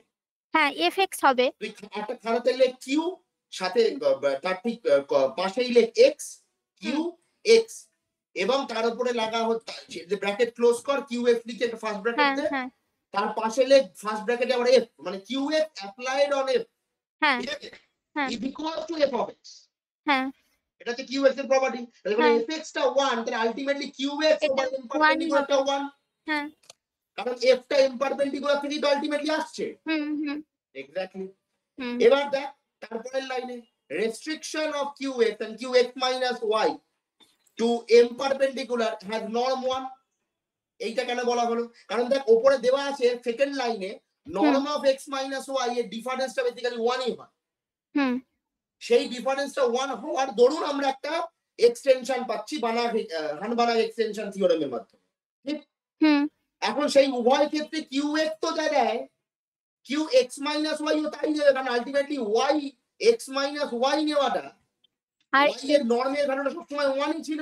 হুম হুম কি যখন x মাইনাস y এর ডিফারেন্সের নর্মটা 1 ছিল, তো তার উপর যদি আমি q লাগাই তাহলে নর্মটাও আলটিমেটলি 1ই আসবে। হুম তাহলে আলটিমেটলি qx এর নর্ম অলরেডি 1 ছিল, আমরা বার করলাম, আর x মাইনাস y এর নর্ম ছিল, তার উপরে q আনলেও আলটিমেটলি 1ই আসছে, তাই এরা দুজন আলটিমেটলি নর্ম 1 এর। হুম এখন এইটা একই সাথে এটা u প্রপার্টি কি করে হোল্ড করবে তাহলে? হুম তাহলে ইউ প্রপার্টির মধ্যে কি বলা ছিল, কি বলা ছিল ইউ প্রপার্টির মধ্যে? যে দুটো এখানে তো দুটো ফাংশনালের মানে ইউনিক হচ্ছে না প্রপার্টি, মানে তো ইউনিক নন ইউনিক হতে প্রিজার্ভিং হবে। এক্সটেনশন হতে হবে, তাই তো? হ্যাঁ হ্যাঁ ইউনিক নন প্রিজার্ভিং, এখন এর মধ্যে তুই এক্স আর এক্স মাইনাস ওয়াই আলাদা আলাদা দুটো এলিমেন্ট, ইউনিক হ্যাঁ নর্ম হলো না, নর্মটা সেম কিন্তু এলিমেন্ট গুলো আলাদা। হ্যাঁ, হুম তাহলে নট ইউ, নন ইউ, হ্যাঁ ঠিক আছে। হ্যাঁ নেক্সট, বুঝেছি। বুঝতে পেরেছিস কি বলতে হ্যাঁ হবে? হ্যাঁ বুঝেছি একদম।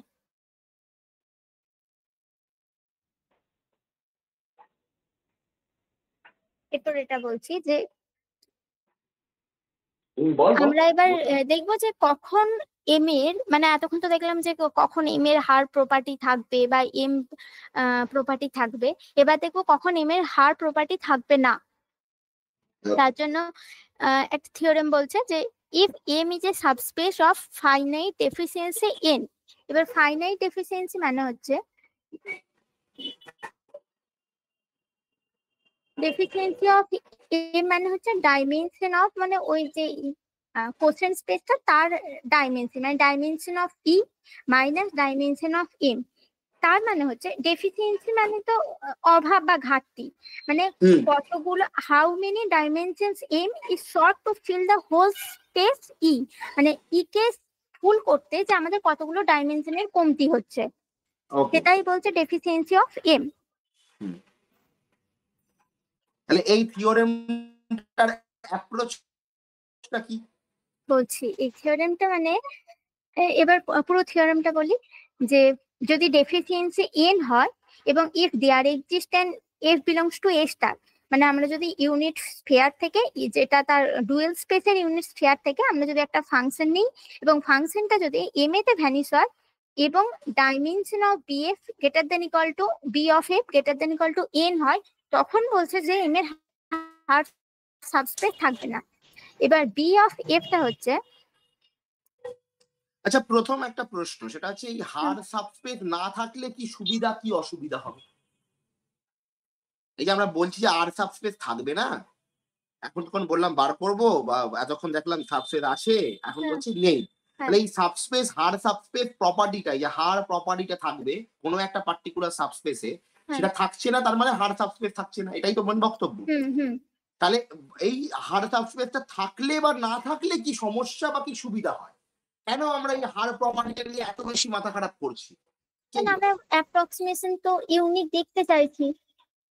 তাহলে হার প্রপার্টি আমাকে ইউনিক অ্যাপ্রক্সিমেশন দেবে। হ্যাঁ। তাহলে হার সাবস্পেস থাকবে না, তার মানে ইউনিক রিপ্রেজেন্টেশনটা পাবো না। হ্যাঁ। বা পেতেও পারি কিন্তু কিছু বলতে পারছি না, হ্যাঁ। কনফার্মলি বলতে পারছি না। হুম।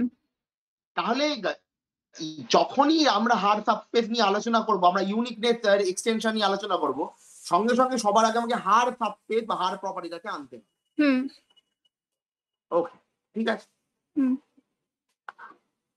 এরপর এখানে যে বলা হয়েছে বি অফ এফ, এই সেটটা হচ্ছে যে বি অফ এফ মানে সেই সমস্ত ইউনিট স্পেয়ার থেকে পয়েন্টগুলো নেওয়া হচ্ছে যেই পয়েন্টগুলোতে এফ ফাংশনালটা তার নর্মকে অ্যাটেন্ড করছে।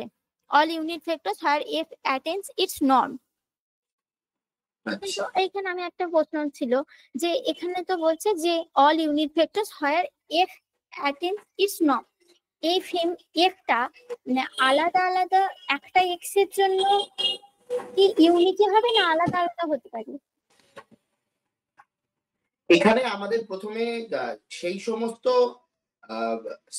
স্ফিয়ারের মানে সার্কেলের বা আমরা স্ফিয়ারই বলি, স্ফিয়ারের যে ডুয়াল, সেখান থেকে এফ তোলার জন্য আমরা দেখতে পাচ্ছি যে এক্স এর যা ভ্যালু, এক্স এর যা ইমেজ, রিয়েল আমাদের ভ্যালু হতে হবে, কারণ ডুয়েল চাই আমরা, তো সেটা এফ অফ এক্স কে আমরা নরম এক্স হিসেবে ডিফাইন করছি। এখন সেখান থেকে আমরা বিএফ বানাচ্ছি, যেটা বেসিক্যালি এফ এর উপর ডিপেন্ড করে। সেখানে আমরা বলছি সেই সমস্ত এক্স যেটা নর্মাল স্পেস থেকে আসছে, ডুয়াল থেকে নয়, তার জন্য F of x basically F এর নর্মের সাথে সমান। এবার তাহলে দেখ, একটা জিনিস এখানে বুঝতে হবে, এখানে তুই যেমন ইচ্ছা এক্স নিয়ে না কেন, এফ অফ এক্স এর ভ্যালু একটা ফিক্সড এফ এর নর্মের সাথে সমান হচ্ছে। একদম, হ্যাঁ। মানে সার্কেলের ভেতরে যে ভেক্টর গুলো আছে তারা সবাই ইউনিট ভেক্টর।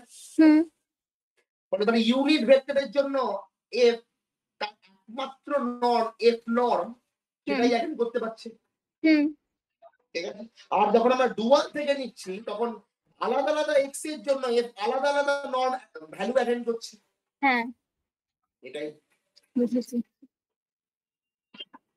এখানে একটা প্রাইমারি প্রশ্ন তৈরি হতে পারে, সেটা হচ্ছে যে খুব প্রাইমারি কারণ রুডিমেন্টারি, যে নরমালি তো আমরা দেখি যে ফাংশন একটা ভ্যালু মানে আলাদা আলাদা ভ্যালুতে আলাদা আলাদা ভ্যালু মানে ভ্যালু দেয়। হ্যাঁ, এখানে তুই লক্ষ্য করবি যে সবার জন্য একই ভ্যালু দিচ্ছে বিএফ। মানে তুই যেমন এক্স নিবি তার জন্য তুই তেমন ভ্যালু পাবি, কিন্তু সেটা না হয়ে এখানে যেমন এক্স নেবে তার জন্য এই নর্ম এফটাই পাবে। মানে বেসিক্যালি বিএফ ফাংশনটাতে, বিএফ টার ভেতরে সেই সমস্ত এক্স হয় যার জন্য ক্যাপিটাল এফটা কনস্ট্যান্ট হয়ে যায়।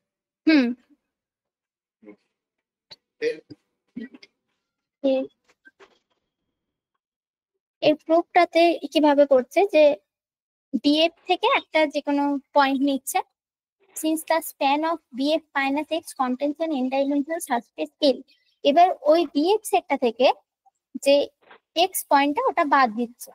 কিন্তু দাদা এটা বাদ কেন দিচ্ছে তার একটা আমি বলি কারণ, মানে আমি যেটা বুঝেছি যে BF সেটটার মধ্যে তো জিরো নাও থাকতে পারে, ওটা অরিজিনের কাছে আনার জন্য কি, মানে যদি আমরা এরপর একটা এক্সট্রা একটা আমরা ফিক্সড পয়েন্ট পিক করছি, ঠিক আছে, এবার যদি বিএফ থেকে ওই ফিক্সড পয়েন্টটা এক্সট্রা আমরা বাদ দিই, তার মানে এক্স মাইনাস এক্স একসময় জিরোটা তো ওই সেটের মধ্যে একটা থাকবেই, তার মানে অরিজিনের কাছে ব্যাপারটা হলো। হ্যাঁ, ঠিক কথা, কিন্তু আমি এটা সহজ কাজ, বিএফ মাইনাস এক্স, এইটা যেহেতু আমরা এক্সটা বিএফ থেকেই তুলছি, মানে বিএফ মাইনাস এক্স পড়াতে আমরা জিনিসটা একটুখানি ট্রান্সলেট হচ্ছে, শিফট হচ্ছে এবং আলটিমেটলি অরিজিনটা পাচ্ছি। একদম সত্যি। হ্যাঁ, তো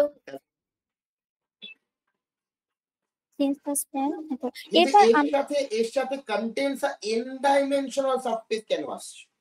কারণ আমরা এখানে বলা হয়েছে যে dimension of BF greater than equal to N, ঠিক আছে, তাহলে এন ডাইমেনশনাল একটা স্পেসকে তো ও জেনারেট করতেই পারবে। ওকে, বেশ। তারপরে দা ফাইনাইট ডাইমেনশনাল সেট, এত তার মানে যেহেতু বলছে যে এলটা ওই span of BF minus X এর মধ্যে থাকছে, তার মানে বলছে ইন্টেরিয়ারে একটা থাকবে কিছু পয়েন্ট, নন এনপি ইন্টিরিয়ার হবে, সেই ইন্টিরিয়ারটাই বলছে ফাই। ফাইটা হচ্ছে is one of its interior points. This implies that, হ্যাঁ তার মানে এটা যেহেতু বলছে যে Spain of DF minus X এর মধ্যে এলটা আছে, তার মানে এলটাকে কিভাবে লেখা যাবে? Positive multiple of some element in PF minus x. এবার কিন্তু আমাদের আগে বলা হয়, এখানে আমরা ধরেছি যে এলটা হচ্ছে এন ডাইমেনশনাল, আবার আমাদের গিভেনও আছে যে এম এর ডেফিসিয়েন্সি এন, তার মানে দুটো সমান। এবার এলটা যদি দাঁড়ো বলছি, কোনো পয়েন্ট মানে এম এর সব পয়েন্টকে মিস করে, মানে এম এর কোনো পয়েন্টকে কন্টেন্ট না করে, শুধুমাত্র জিরোটা বাদে বা ফাই যেটা, তাহলে আমরা বলতে পারবো ই এল প্লাস এম এটা পুরোটা মিলে ই কে জেনারেট করবে, মানে হোল স্পেস ইটাকে কভার করবে। তাহলে এবার বলছে তার মানে কি হচ্ছে, এরপর এখানে বলছে যে বাট এ ভ্যানিসেস অন, আমরা তো এখানে দেখেছি গিভেন আছে যে এফ ভ্যানিসেস অন এম, এবার এখানে বলছে F vanishes on L also. তার কারণ হচ্ছে এফটা B of F minus X এ ভ্যানিশ হচ্ছে, কারণ এক্স এ B of F minus X এ ভ্যানিশ হওয়া মানে কি, যে F of B of F minus X equal to zero হবে। আর সেটা হচ্ছে কারণ আমরা যখন বি অফ এফ মানে বি অফ এফ থেকে একটা পয়েন্ট ওয়াই নিচ্ছি, F of Y minus X equal to F of Y minus F of x equal to norm, দুটো ক্ষেত্রে যেহেতু নর্মটা সেম হচ্ছে তার মানে জিরোই হচ্ছে। তার মানে এফটা B of F minus X এ ভ্যানিশ করছে, আর এর যেহেতু ওই B of F minus X এর মধ্যেই কন্টেন্ট করছে, তাহলে এটাই বলা যেতে পারে যে এফটাও এল এর মধ্যে ভ্যানিশ করছে। ওকে, এবার এল এ ভ্যানিশ করা মানে কি হচ্ছে, এল এতেও ভ্যানিশ করছে, এম এতেও ভ্যানিশ করছে, তার আমরা বলতে পারি যে ই এতেও এফটা ভ্যানিশ করবে। তাহলে আমরা একটা কন্ট্রাডিকশন পাচ্ছি, কারণ আমরা এফটা নিয়েছিলাম এ স্টার থেকে, এ স্টার মানে হচ্ছে তার নর্মটা ওয়ান হবে, এক্ষেত্রে তাহলে কন্ট্রাডিকশন চলে আসছে একটা। এরপর thus there exist an element Y. এবার তাহলে আমরা বলছি এই যে এল আর এম এর মধ্যে একটা নন জিরো এলিমেন্ট আছে। এবার নন আচ্ছা, এই যে আমরা বলছি যে F belongs to A star হওয়ার জন্য নর্মটা কেন ওয়ান হবে? মানে ওটা তো ইউনিট স্ফিয়ারই তো, ডুয়েল স্পেসের যে ইউনিট স্ফিয়ার তারই তো এলিমেন্ট বোঝাচ্ছে, তার মানে তো নর্ম ওয়ানই হবে। তাহলে বিএফ এর ভেতরে থাকা সমস্ত যে এফ অফ এক্স তাদের সবার ভ্যালু ওয়ান? হ্যাঁ, কারণ আমরা যখন বি অফ এফ নিচ্ছি, B of F equal to সেই সমস্ত এক্স বিলংস টু এস নিচ্ছি, তার মানে কি B of F subset S হচ্ছে, আর সাবসেট এস মানে কি নর্ম ওয়ান, তার মানে আমরা বলতে পারছি তার ছোট যে সেটটা তারও নর্ম ওয়ানই হবে। ঠিক আছে। এরপরে বলছে তাহলে দেয়ার এক্সিস্ট অ্যান এলিমেন্ট, একটা নন জিরো এলিমেন্ট তাতে কন্ট্রাডিকশনটা কি করে রিচ করা যাচ্ছে? এই যে এখানে হচ্ছে না যে আমরা যখন নর্ম অফ একটা জেনারেল কেসে দেখছি, একটা জেড নিচ্ছি, জেড একটা এম থেকে নিচ্ছি, এবং যখন দেখাচ্ছি যে norm of X minus Z এটা greater than equal to one হচ্ছে, কিন্তু আমাদের হার প্রপার্টি মানে কি, সেটা টেন্স টু জিরো হবে, খুব কাছাকাছি হতে হবে ডিস্টেন্সটা, কিন্তু এখানে তো আমরা দেখাচ্ছি greater than equal to one হচ্ছে, তার মানে হার প্রপার্টি ফেল হচ্ছে।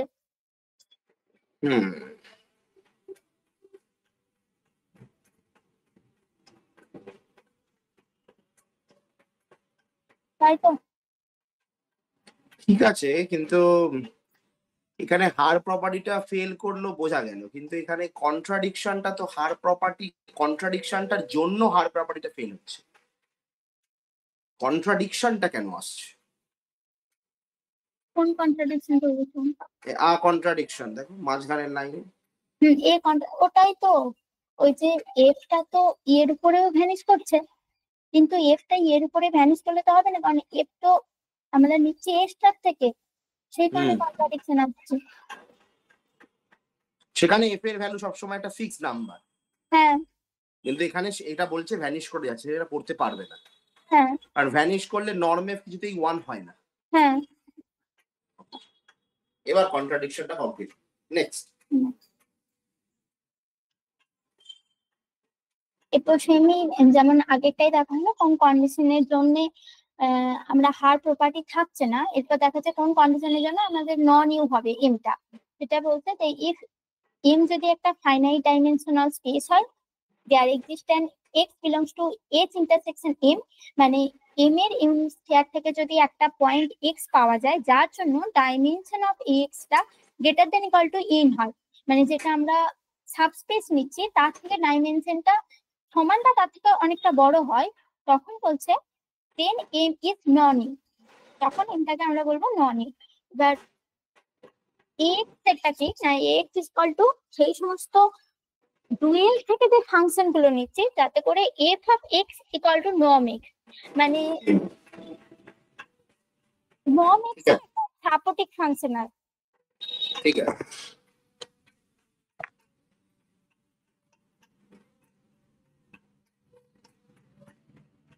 এই প্রুফটা কি? না এই প্রুফটা তো আগের প্রুফটারই করোলারি বেসিক্যালি। হ্যাঁ, নেক্সট। এরপরে আমরা যেটা বললাম যে আগে থিওরেমটা করলাম যে dimension of x greater than equal to n, তো লেমা 1.6 এ বলছে যে dimension of x greater than equal two m, এটা হ্যাঁ যখন a of x contains an n+1 member linearly independent subset of exterior point of x star। a star, তার মানে হচ্ছে তার মানে মোরাল অফ দ্য স্টোরিটা কি এখানে? মানে যদি আমি বলছি এক্সটেরিয়র পয়েন্ট অফ x মানে যে যদি আমরা কোনো একটা পয়েন্ট একটা কনভেক্স সেট থেকে নিই এবং সেই পয়েন্টটাকে যদি অন্য কোনো দুটো ওই সেটের মধ্যে কোনো পয়েন্টের আকারে কনভেক্স কম্বিনেশন আকারে লিখতে না পারি, তখন সেটা হচ্ছে যে এক্সটেরিয়র পয়েন্ট হয় সেটা। তার মানে যদি যেমন একটা চতুর্ভুজের যে কোণাগুলো সেগুলো হচ্ছে এক্সটেরিয়র পয়েন্ট হচ্ছে। এবার এখানে এটাই বলছে যদি এমন আমরা যদি একাধিক ফাংশনাল পাই f এর মধ্যে, মানে a অফ x এর তো ফাংশনাল সেট, সেই ফাংশনাল গুলো যদি আমরা একাধিক ফাংশনাল পাই যেগুলো নর্ম অফ x এর ভ্যালুটা দিচ্ছে, মানে আমরা এখানে এক্সটেরিয়র পয়েন্টে তো বলতে পারছি যে ডাইমেনশন অফ x কি হবে, এবার ডাইমেনশন অফ x থেকেও আমরা বলতে পারছি যে এক্সটেরিয়র পয়েন্ট গুলো কতগুলো থাকবে।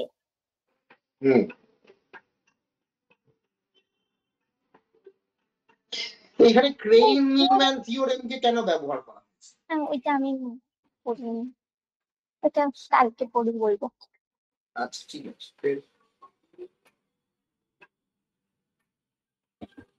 এরপরে এখানে লাস্ট যেটা থিওরেম আছে সেটা বলছে m is a finite n dimension which fails to have hypothesis, মানে বলছে এখানে যদি m একটা n ডাইমেনশনাল সাবস্পেস হয় যার হার প্রপার্টি নেই, তখন দেয়ার এক্সিস্ট একটা নন জিরো x m থেকে পাওয়া যাবে আর linearly independent set of extreme point, মানে আমরা যে এক্সট্রিম পয়েন্টের সেট গুলো পেলাম সেই সেটের সেই ফাংশন গুলো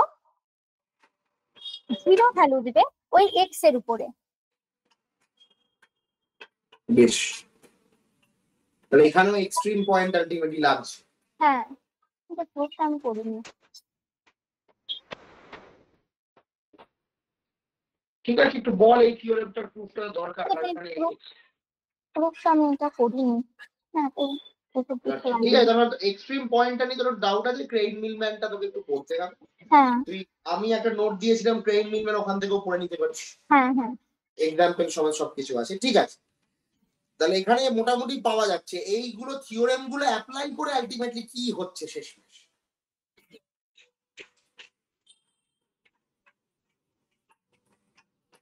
মেদার স্পেস দিয়েছে, তারপরে এখানে এই যে এটাই দেখানো হচ্ছে যে L1 যেটা L1 স্পেস সেটা হচ্ছে ইন্টিগ্রেবল ফাংশনের স্পেস, সেটা এখানে বলছে যে m has property u if the set 0 of each x non-zero x is an ether 0, তার মানে বলছে যে আমরা যদি একটা ফাংশন নিই সেই ফাংশনটা যে জিরো জিরো সেট হবে সেটা অলমোস্ট এভরিওয়ান নন জিরো হতে হবে, তাহলে মেজার। এরা কি শুধুমাত্র এই L1 এর জন্য এই প্রুফটা করেছে নাকি জেনারেলাইজড করেছে? না জেনারেলাইজ, এরপর যদি আমরা বলি এই যে টি সিগমা কমা নিউ এটা যদি নন অ্যাটম হয় তখন আমরা বলতে পারবো ইফ অন অনলি কেস, মানে জেনারেলাইজড। কিন্তু এর একটা স্পেশাল কেস আসবে এরপরে, যেখানে হচ্ছে অ্যাবসোলিউট সামেবল যে সিকোয়েন্স L1 স্মল L1 যেটা এর স্পেশাল কেস, তখন কিন্তু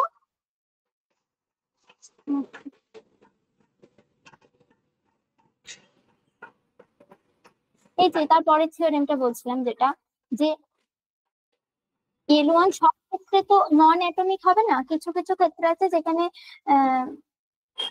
L1টা অ্যাটমিকও হয়ে যাবে। আর তারই হচ্ছে L1 যখন আমরা একটা ন্যাচারাল নাম্বারের সেট নেবো, টি এই যে লেখা আছে না, T is the set of positive ইন্টিজারের সেট নেবো, আর সিগমাটা set of all subset of T, আর নিউটা কাউন্টিং মেজার নেবো, তখন যে স্পেসটা না, হ্যাঁ স্পেসটা পাবো, সেই L1 স্পেসটা কিন্তু স্মল L1 হয়ে যাবে, মানে ওটা অ্যাটমিক হয়ে যাবে। ঠিক আছে, তারপর এবং সেই L1 এর জন্য, মানে আমরা আগের যে থিওরেমটা যেখানে বলছেন নন অ্যাটমিক হলে কি হবে, আর এর পরের যে থিওরেম এটাই বলছে অ্যাটমিক হলে, মানে স্পেসিক্যালি L1 এর জন্যই বলছে যে L1 যেহেতু অ্যাটমিক, সেই ক্ষেত্রে প্রপার্টি ইউ থাকার কি শর্ত হবে, সেটাই বলছে যে এম হ্যাজ প্রপার্টি ইউ যদি থাকে, তাহলে ফর অ্যাটলিস্ট n-1 0 হবে। আর এখানে জিরো সেট মানে হচ্ছে L1 মানে তো সিকোয়েন্স, সেই সিকোয়েন্সের মধ্যে যতগুলো কোঅর্ডিনেট জিরো হবে সেটাই জিরো সেটের কার্ডিনালিটি বলা হচ্ছে, সেটাই জিরো সেট বলছে। ঠিক আছে, সেখানে তাই বলছে যে each x has at most n-1 0, মানে x একটা সিকোয়েন্স, সেখানে n-1টা জিরো থাকবে যদি m has প্রপার্টি u থাকে। আর একটা বলছে যদি dimension of x less than n হয়, তাহলে মানে তিনটা ইকুইভ্যালেন্ট সম্পর্ক। এবার যদি m has প্রপার্টি u থাকে, আমরা পড়েছি m এর প্রপার্টি নন ইউ যদি হয়, তখন dimension of a greater than equal to n হলে তখন সেটা নন ইউ হবে। তাহলে এখান থেকে তো মানে ডাইরেক্ট থিওরেম 1.5 আমরা পড়েছিলাম, তাহলে সেখান থেকে ডাইরেক্ট বলতে পারছি যে m has প্রপার্টি ইউ, এটা ইমপ্লাইজ করছে dimension of x less than n। এরপর যদি আমরা 2 থেকে 3 তে প্রমাণ করতে চাই, এখানে আমরা তার মানে ধরে নিচ্ছি যে dimension of x less than n, আর একটা আমরা সেট হচ্ছি Z of x. Z of x মানে কি, আমরা যদি একটা এক্স সিকোয়েন্স মানে x1 x2 dot dot xn চলতে থাকছে, এবার যেই পয়েন্টে xi ইকুয়াল টু 0 হচ্ছে, সেই কতগুলো দুইটা set of positive integer i such that xi equal to 0, সেটা বলছে জেড অফ এক্স। এবার তার কার্ডিনালিটি আমরা প্রমাণ করবো যে dimension of x greater than equal two ওই যে জেড অফ এক্স, তার কার্ডিনালিটি তার থেকে বড়। তাহলে সেটা প্রমাণ করতে পারলে আমরা এটা দেখাতে পারবো যে dimension of A of x যেহেতু লেস দেন এন, তার মানে কার্ডিনালিটি অফ ওই যে জেড অফ এক্স সেটাও লেস দেন এন হবে। তার মানে এটা প্রমাণ হয়ে যাবে যে অ্যাট মোস্ট n-1টাই 0 থাকবে। ঠিক আছে, তারপরে আর এখান থেকে 3 নাম্বার থেকে 1 নাম্বারে প্রমাণ করার জন্য আমরা মানে কন্ট্রা পজিটিভ প্রমাণ করবো, যে আমরা প্রথমে ধরে নেব 3 নম্বর থেকে 1 নম্বরে তোমার তো বোঝাই যাচ্ছে। কিন্তু এখানে একটা বুঝতে পারিনি, এই যে যখন জেড অফ এক্স দেখাচ্ছে, এই যে এই লাইনটা বলছি Z of x greater than equal to n এর ক্ষেত্রে ঠিক আছে বোঝা গেল, কিন্তু এই Z of cardinality of Z of x যখন লেস দেন n হবে তখন এটা কি করছে।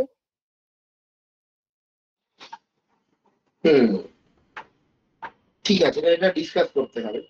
হ্যাঁ এর মানে জন্য ঠিক আছে, এটা আলোচনা করা যাবে এরপরে এই যে এরপরে আমাদের হ্যাঁ এটা আছে যে যদি আমরা তো এতক্ষণ দেখলাম যে T of sigma comma new এটা মিটার কেসটা যদি নন অ্যাটমিক হয়, তখন আমরা বলতে পারবো যে হ্যাঁ ওর প্রপার্টি ইউ আছে।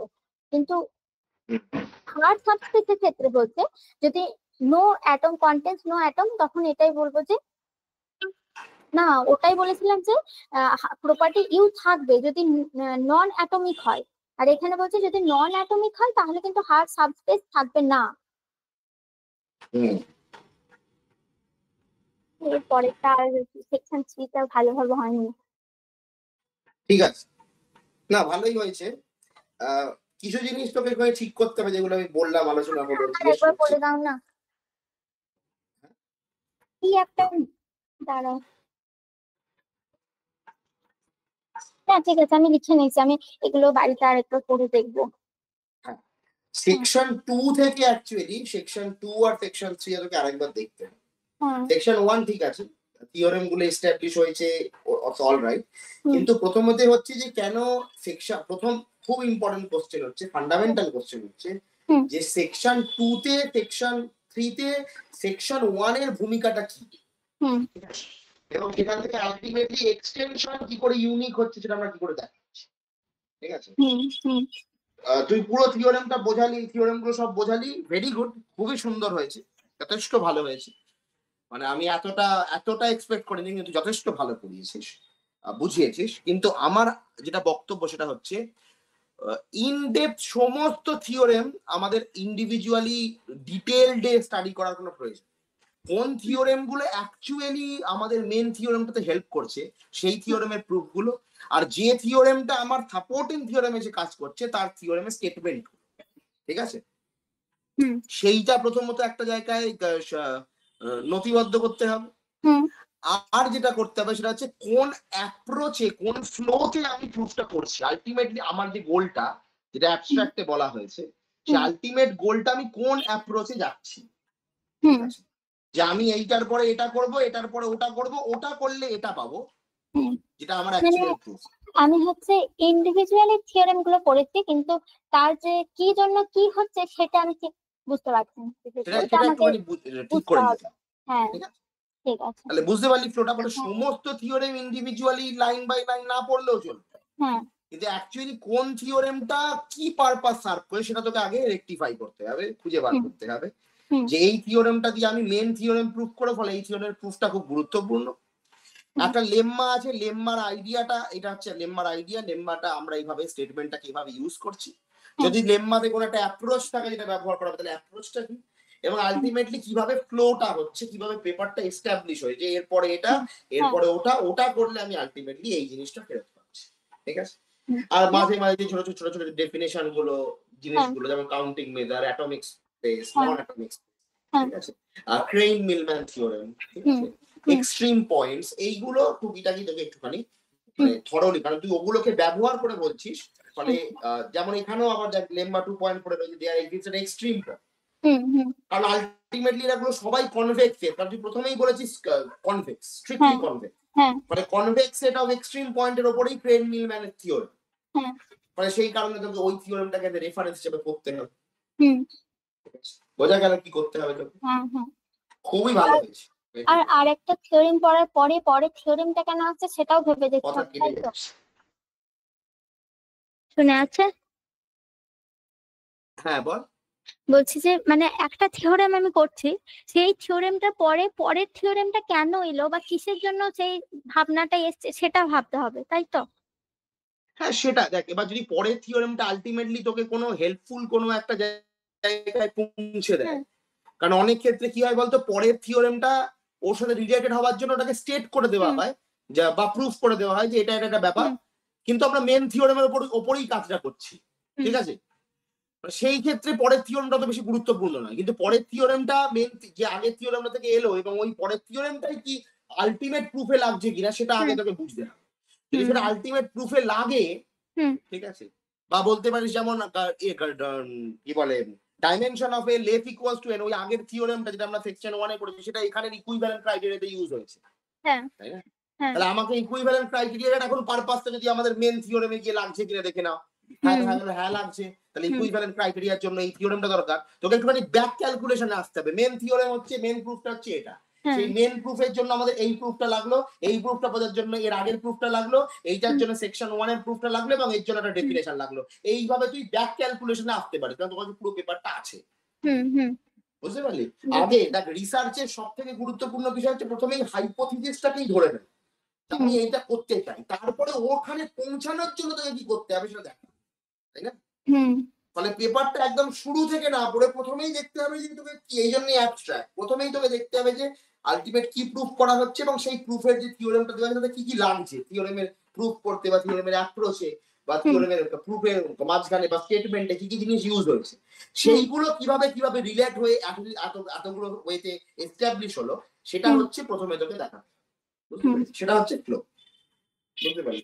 হুম মানে তোর প্রেজেন্টেশনটা শুরুই হবে প্রথমে এইটা দিয়ে যে আমরা আমাদের কাছে এই জিনিসটা আছে, আমরা এই জিনিসটা প্রুফ করতে চাই, এইটা প্রুফ করার জন্য আমাদের এই জিনিসগুলো দরকার, ঠিক আছে, আমরা এই জিনিসগুলো ধীরে ধীরে এস্টাবলিশ করব। বুঝতে পারলি কি বলতে চাই? এবং এটাই আলটিমেটলি অ্যাবস্ট্রাক্টের, এটাই পারপাস। ঠিক আছে, ঠিক আছে, বাহ, খুব ভালো হয়েছে, ভেরি গুড, যথেষ্ট ভালো প্রেজেন্ট করেছিস। পরের দিনে তাহলে এই থিওরেম সেকশন 3 টা আর বাকি পোরশনটা আমি একটু ভালো করে করে আর বাকি যেগুলো হয়নি সেটা করে আর একজন প্রেজেন্ট করবে এটা। ঠিক আছে, ততক্ষণে কমপ্লিট করো, এটা প্রেজেন্টেশনটা কমপ্লিট হলে তুই এই প্রেজেন্টেশনের উপরে রিসার্চ প্রপোজালটা বানা, ঠিক আছে? এটার উপরে মানে কি রিসার্চ প্রপোজালে কি করতে হবে আমাকে? যে এর এইটাকে আমরা কিভাবে জেনারেলাইজ করতে পারি, যেটা আমরা পেলাম সেটা থেকে আর কিছু কি নতুন পাওয়া যেতে পারে, ঠিক আছে? এটাই হচ্ছে ব্যাপার। ধরো যেখানে আমি বলছি হার প্রপার্টি আছে, তার জন্য এইটা এই প্রপার্টিটা না থাকলে হার প্রপার্টি আসবে না, ঠিক আছে? তাহলে আমরা কোন কোন স্পেসে এই প্রপার্টিটা না থাকা সত্ত্বেও হার প্রপার্টি আসছে, এটা একটা জেনারেলাইজেশন হতে পারে। হ্যাঁ, বুঝতে পেরেছিস? আচ্ছা, এই পেপারটা পড়ার জন্য মেইন যে থিওরেম আমরা 1.1 করেছি, ওখানে তো বলছে এম এর যদি প্রপার্টি ইউ থাকে, মানে ইফ এন্ড অনলি কেস হচ্ছে এম পারপেন্ডিকুলারে হার প্রপার্টি থাকবে। কিন্তু এখানে তো একবারও মানে এম এর এম থেকে আমরা এম পারপেন্ডিকুলারে চলে যাচ্ছি, আমরা ওই সেম স্পেসের উপরে কাজ করছি না, যে এম এ আমরা কোনো একটা শর্ত দিতে পারছি না যেখানে আমরা বলছি যে, এবং আমরা উদাহরণে দেখলাম যে এল ওয়ানে প্রপার্টি ইউ থাকছে কিন্তু সেখানে হার প্রপার্টি থাকছে না। তাহলে কি মানে এটাকে কোনোভাবে কোনো কন্ডিশন অ্যাড করা যেতে পারে যেখানে দেখানো যেতে পারে যে এম এর হার প্রপার্টি আছে এবং এম এর এই প্রপার্টি ইউ হচ্ছে একসাথে? একদম, অবশ্যই এটাই প্রপোজাল হওয়া উচিত, মানে এরকম ভাবেই প্রপোজাল হওয়া উচিত। এইটা যেহেতু নেই, আমি যদি ইফ এন্ড অনলি স্টেটমেন্ট আমি স্পেসটাকে বলি, আমি ডিরেক্টলি স্পেসটার উপরে কেন কাজ করতে পারছি না? তার জন্য স্পেসের কি প্রপার্টি, মিনিমাম রিকোয়ারমেন্ট, মানে তখন কি ওই যে আমরা এম এর উপরে এম এ আমরা বলতে চাইছি যে এম এ তেই প্রপার্টি ইউ এবং এম এ তেই হার প্রপার্টি, ওটার আমরা প্রথমে একটা কিছু ডেফিনেশন দিতে পারি। সবার আগে তুই একটা কাউন্টার এক্সাম্পল খুঁজতে পারিস, একটা কাউন্টার এক্সাম্পল যেখানে তুই অন্য একটা স্পেসে কাজ করছিস এবং সেখানে আলটিমেটলি ইউ প্রপার হার প্রপার্টি আসছে কিনা, ঠিক আছে? যদি তুই এরকম একটা কাউন্টার এক্সাম্পল পাস তাহলে তোকে সবার আগে দিতে হবে, তার মানে একটা সম্ভাবনা আছে, ঠিক আছে? সম্ভাবনা আছে, বলো। হ্যাঁ, তুই বলছিস ইফ এন্ড অনলি যে কেসটা দেওয়া আছে, তাই না? হ্যাঁ হ্যাঁ, ইফ এন্ড অনলি ওটার পার্টিকুলার একবার পেপারটাকে ওই প্রথম থিওরেমটাতে নিয়ে যা।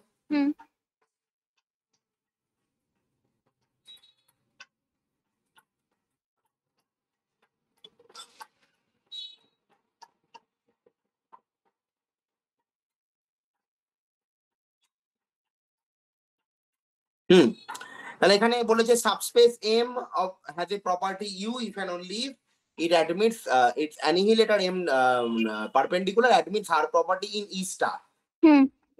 এবার তুই এখানে তুই বলতে চাইছিস এখানে সবসময় এম এর ওপরে কেন হার প্রপার্টিটা আসবে না, সেটাই তোর বক্তব্য।